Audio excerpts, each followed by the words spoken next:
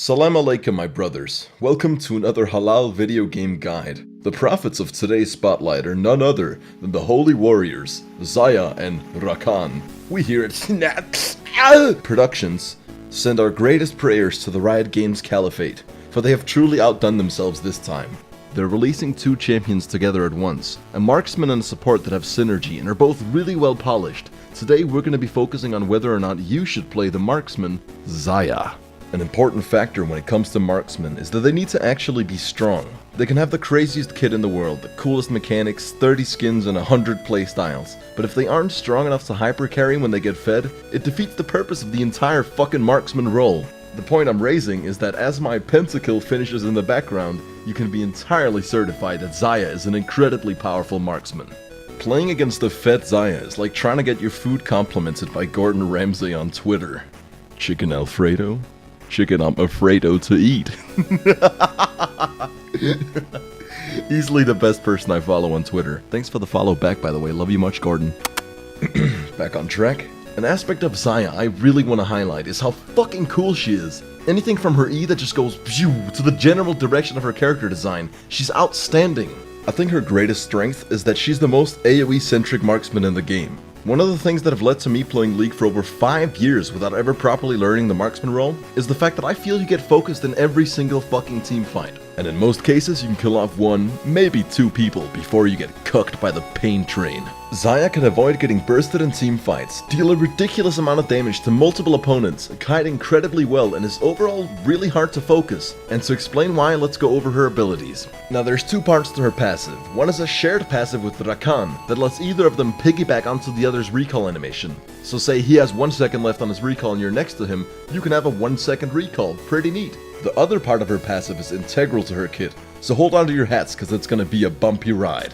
After she casts an ability, her next 3 auto attacks also shoots a feather that damages and passes through opponents, after which the feathers lay on the ground for up to 8 seconds. These feathers are easily my favorite thing about Xayah, because her E makes all of them fly back to her, dealing damage to all enemies they hit along the way in a Talon Alt-esque manner. The damage increases for each 1% of her critical strike chance. What the fuck, that's broken. I'm actually fucking happy to see Riot incentivizing players to build crit, cause fuck lethality. If 3 of the feathers strike an opponent, they also get rooted. You want to max this ability, always. And if you're playing against her, you never want to be in between this and her. She's really good at kiting, holy shit, the champion. Oh my god. What? And finally her ult, which is in my opinion the most powerful marksman ult in the game. Xayah leaps in the air, sorta like an ultra powerful version of the Fizz E, cause she can fly around while she's in the air and untargetable. Broken. After a short delay, she unleashes an AoE attack that scales with 100% of your AD, and it leaves 5 feathers at maximum range. This ult is fucking insane. As a marksman, having something that makes you untargetable for 2 seconds is already incredible. For it to then throw out 5 more feathers that you can use to root anyone that might still be onto your tight little bird ass, it's extremely strong, and it creates for some of the most intuitive marksman gameplay I've seen in League since I started playing. This in combination with her E is what makes her so incredibly hard to focus. She can spend a teamfight dealing damage, kiting, and generally setting up for when she gets focused hard. Then when the front line dives in for her, she becomes untargetable, deals damage, and then roots them while all the feathers she set up throughout the entire fight come soaring back to her, and makes for one of the coolest, most fun teamfighting mechanics in League. Take this teamfight for example. Any other AD carrying the game and you are fucked. Half health inside Yorick's Dark Procession with heavy damage on 2 sides, with teammates that aren't zoning them, and you don't have flash up. Let's see how it went. Come on. Right.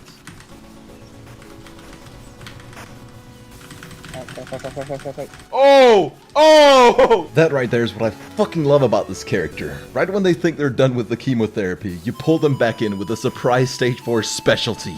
And let's just appreciate. No dash, no true damage, no percentage health damage, no triple health bar mechanics, no Benzo Fury resource meter, no every 3 auto attacks, just fantastic linear game design, focused around the key aspects that make this character stand out from the rest. Obviously the fact that her entire character is geared towards my no fear dominator tittyfuck style of gameplay means she does have some obvious weaknesses. She's not a very mobile champion, and thus she's very susceptible to ganks and crowd control in the early game. Another glaring problem is that she's designed around the character Rakan.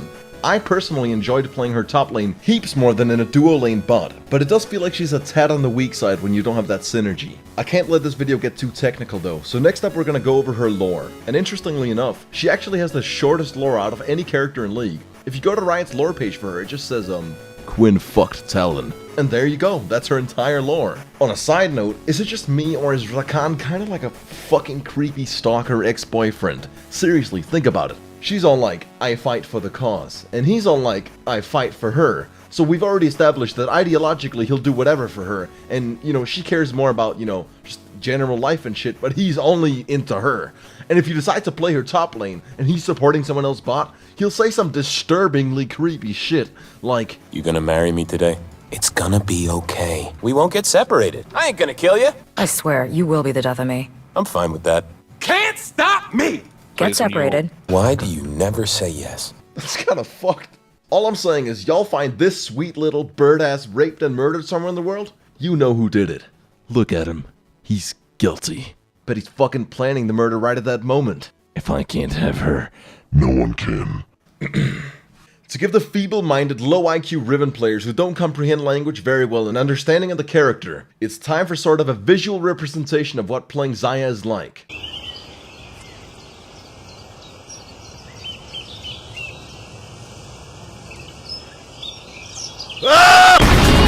What is going on?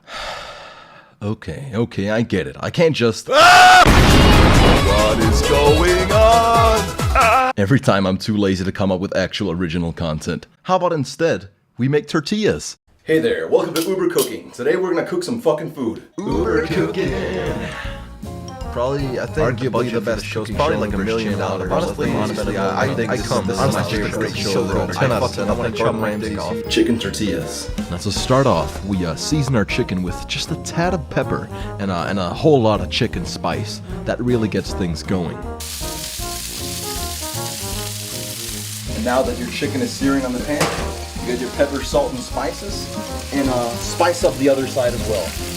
Because you wouldn't want chicken that's only spiced on one side. That's just wrong. And now what's cooking without a little bit of rum to spice it up? Not cooking, that's what I tell you.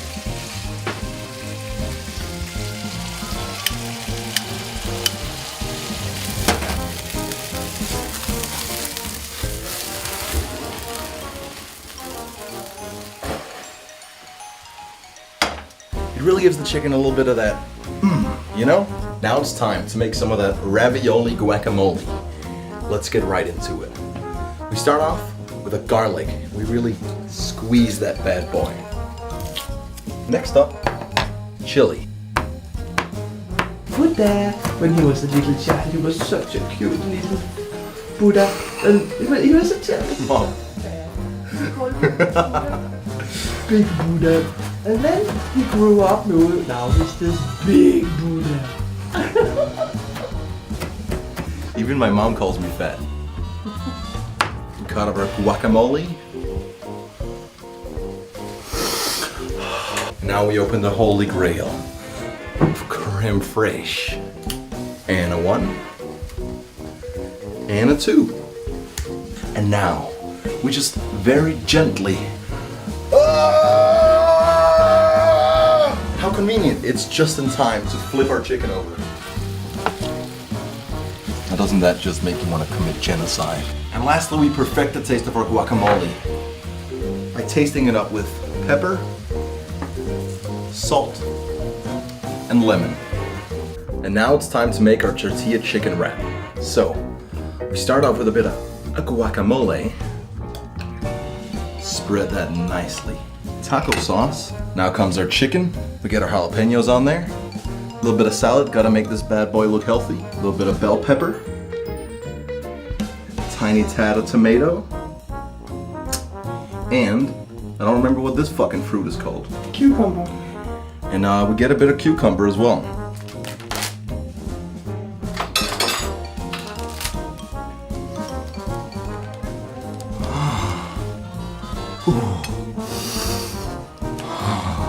Now to make sure our bad boy doesn't fall apart, we stab it with a toothpick.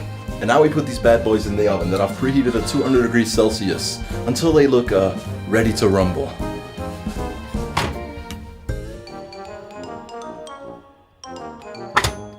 And voila, we've got ourselves some delicious chicken wraps. Now I'm gonna tweet these to Gordon Ramsay and see what he has to say. So remember to retweet that. I want to make sure he sees it. I'm sure he'll compliment my food quite nicely.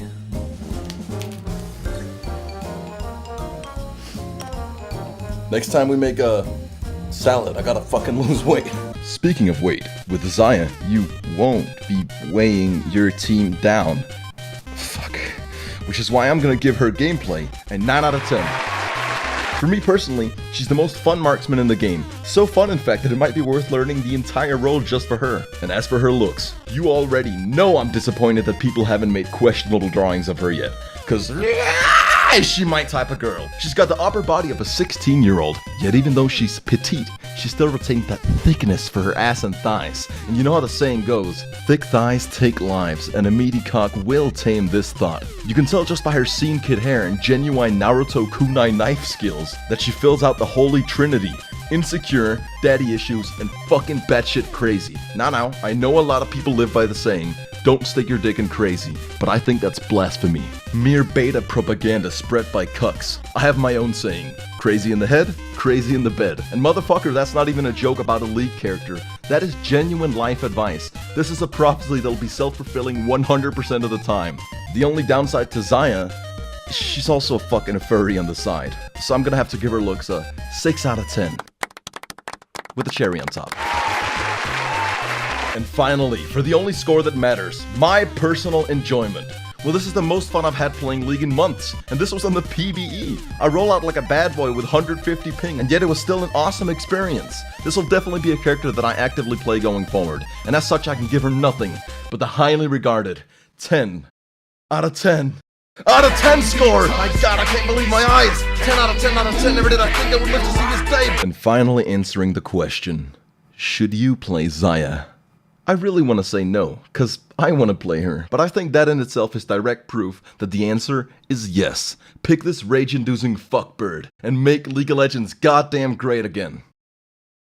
But before you do, make sure that my tweet reaches Gordon Ramsay by smashing the retweet button, the like button, the other like button, the notification squad button, the subscribe button, the comment button, and the report for terrorism button. Wait, no!